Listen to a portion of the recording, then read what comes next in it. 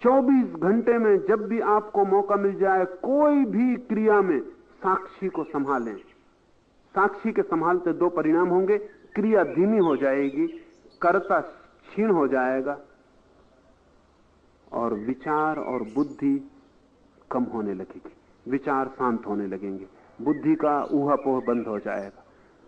कोई छोटा सा प्रयोग, कुछ नहीं कर रहे हैं, सांस को ही देखें। सांस भीतर गई बाहर गई, सांस भीतर गई बाहर गई, आप उसको ही देखें।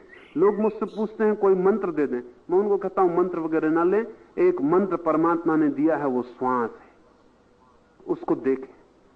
श्वास पहला मंत्र है। बच्चा पहला पैदा होते ही पहला काम करता है श्वास लेने का, और आदमी जब मरता है तो आखिरी काम करता है श्वास लेने का। श्वास से घिरा है जीवन। जन्म के बाद पहला काम श्वास, वो पहला कृत्य है।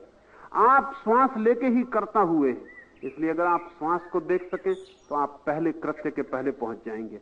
आपको उस जीवन का पता चलेगा जो श्वास लेने के भी पहले था, जो जन्म के पहले था। अगर आप श्वास को देखने में समर्थ हो जाएं तो आपको पता चल जाएगा कि मृत्यु शरीर की होगी, श्वास की होगी, आपकी नहीं होने वाली। आप श्वास से अलग हैं। बुद्ध ने बहुत जोर दिया आनापान सती योग, श्वास के आने जाने को देखने का योग।